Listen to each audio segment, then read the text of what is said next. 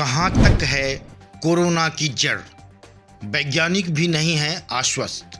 Antibody कब तक काम करते हैं, इसको लेकर भी है असमंजस।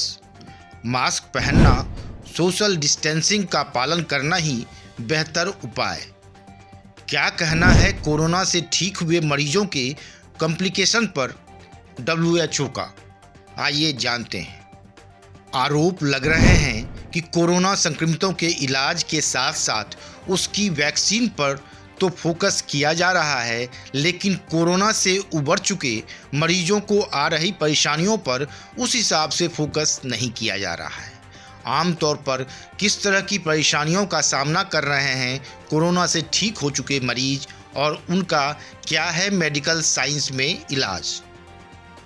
आइए जानते हैं। और इस संबंध में क्या कहता है विश्व स्वास्थ्य संगठन यानी WHO व अन्य शोधकर्ता। कोरोना के नए रूप यानी स्ट्रेन की वजह से इंग्लैंड में अराजकता और उथल पुथल की स्थिति है, लेकिन यह चिंता का विषय पूरी दुनिया के लिए भी है। भले ही वैक्सीन रोल आउट होने की खबरों ने लोगों में कुछ आशा जगाई है, पर जिस तरह यह वायरस उत्परिवर्तित यानी म्यूटेट होकर नए नए रूप में सामने आ रहे हैं, निश्चित रूप से इससे परिस्थितियां और भी चुनौतीपूर्ण हो गई है। वैज्ञानिक और चिकित्सा शोधकर्ता कोरोना के इस नए रूप के स्रोत का पता लगाने की दिशा में लगातार काम तो कर रहे हैं, लेकिन अभी तक इस वायरस के संबंध में कुछ भी पूरी तरह साफ नहीं है। यानी इस वायरस के संबंध में जानने के लिए अभी बहुत शोध की ज़रूरत है। ऐसे में जो बचाव के रास्ते इसके लिए बताए गए हैं, उनका पालन ही सबसे बेहतर रास्ता है।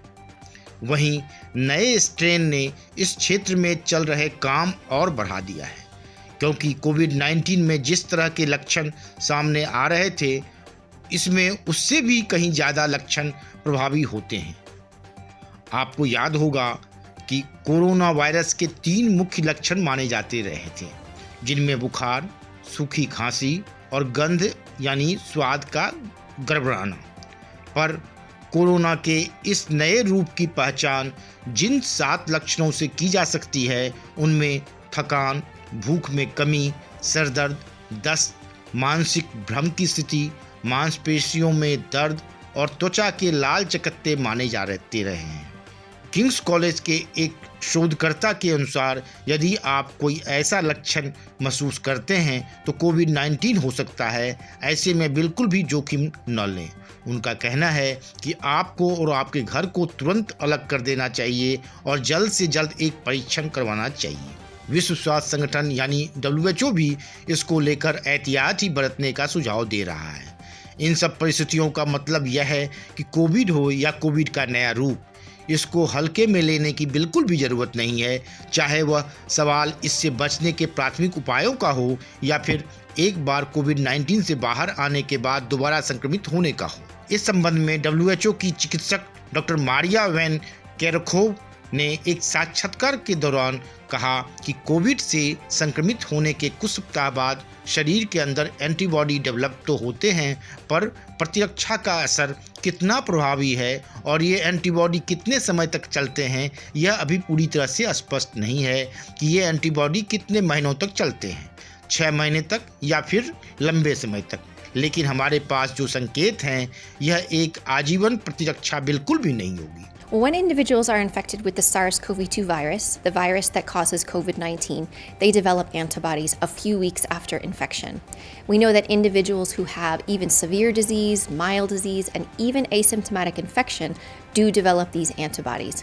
Studies are underway to show us how strong this immune response is and for how long these antibodies last. What we understand from these studies, and there are many that are currently underway, so we still don't have a full picture yet, is that these antibodies last for many months.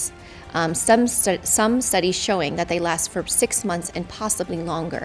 But we do have clues from other coronaviruses that it will not be a lifelong immunity. It's important that everybody still adheres to the public health measures that are outlined in the areas where they live.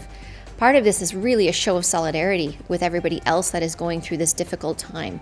but we don't know how long the immune response lasts. So it is important that we continue to practice physical distancing, we continue to make sure that we have clean hands, we use soap and water or an alcohol-based rub, we wear a mask where appropriate, and we take all of the precautions that are outlined in the areas where we live and where we work. Well, as this is a new disease, we're learning more and more about the SARS-CoV-2 virus every day. What we understand is that there are individuals that can be reinfected with this virus, as is common with other viruses. We don't know how often this is happening, but we have a number of instances from countries that have reported reinfection of individuals because they have good lab systems and they're able to do full genome sequencing of the first infection and the subsequent infection. We're trying to learn more about each occurrence of reinfection and what the antibody response was in that individual at the time of the first infection and also the second infection. There's still so much we need to understand about occurrences of reinfection, how often it is happening, and what it means for the individual patient. Is the second infection more severe or less severe, and what does it mean in terms of the antibody response? So there's still a lot to learn, Vismita. So Vismita, it means that we still have a lot to learn about this virus, and there are many, many scientists all over the world that are really working hard to better understand this virus and how it infects the human body. For all of those individuals out there who are infected and who are recovering, we wish you well and we wish you a speedy recovery. For everyone out there, we need to do everything that we can to prevent ourselves from getting infected. And there are many steps, many tools that we have right now that can prevent us from getting infected and also prevent us, if we are infected, from spreading it to others. We are in this together and we will get through this together. एक बार कोविड-19 से उबरने के बाद क्या mask पहनना, सामाजिक दूरी व दूसरे तरह की सावधानियां जरूरी हैं या नहीं? इस सवाल के जवाब में डॉक्टर मारिया ने कहा कि हाँ, यह महत्वपूर्ण है, सावधानियां बेहद जरूरी है, क्योंकि अभी ठीक से बीमारी से लड़ने की प्रतिरक्षा के बारे में स्पष्ट जानकारी नहीं है। हमें शारीरिक दूरी का ध्यान रखना चाहिए और मास्क भी पहनना चाहिए। इसके अलावा दूसरी सावधानियां भी बरती जानी चाहिए। वह कहती हैं कि यह एक नई बीमारी है, इसके बारे में नई नई चीज़ें सामने आ रही हैं, इसलिए ऐसा कोई तथ्य सामने नहीं आया है कि एक बार संक्रमित होने के बाद दोबारा संक्रमण नहीं फैलता है। यह स्थिति केवल कोविड-19 वायरस के साथ नहीं है, बल्कि अन्य वायरस में भी ऐसा होता है। कुछ अन्य वैज्ञानिकों का कहना है कि कोविड के नए संस्करण में स्पाइक प्रोटीन में एक आनुवंशिक परिवर्तन शामिल है जो लोगों में वायरस के तत्काल और आसान प्रसार का कारण हो सकता है। इसका अर्थ यह है कि इंग्लैंड के दक्षिण पूर्व में पहचाने जाने वाले इस संक्रमण में 17 म्यूटेशन हैं जो वायरस के आकार को प्रभावित करते हैं, जिसमें स्पाइक प्रोटीन भी शामिल है जो कोरोना वायरस को अपना नाम देता है। जबकि आगे कुछ भी पुष्टि नहीं हुई है, वैज्ञानिकों ने सुझाव दिया है कि यह नया रूप वायरस के तेजी से फैलने के पीछे का कारण हो सकता है। इन सब हालातों में सबसे बड़ी चिंता यह है कि अब इसको कैसे नियंत्रित किया जाए। हालांकि ब्रिटेन में कई प्रभावित क्षेत्रों में लॉकडाउन लगाया गया है, अन्य देशों ने वायरस के प्रसार को रोकने के लिए सीमाओं को अवरुद्ध कर दिया है, पर व्यक्तिगत स्तर पर यह महत्वपूर्ण है कि हम स्वयं को अलग थलग करें यदि हम किसी संक्रमित व्यक्ति के संपर्क में आते हैं।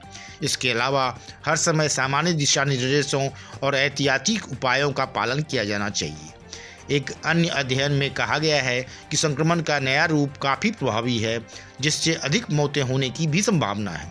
London school of hygiene and tropical medicine centre द्वारा किए गए अध्ययन के अनुसार नए वेरिएंट में अन्य उपभेदों की तुलना में 56 अधिक परिवर्तनीय संभावनाएं हैं। इसीलिए ब्रिटेन में लगाए गए लॉकडाउन जैसे उपायों से इसके प्रसार संख्या में कमी आने की कोई संभावना नहीं है।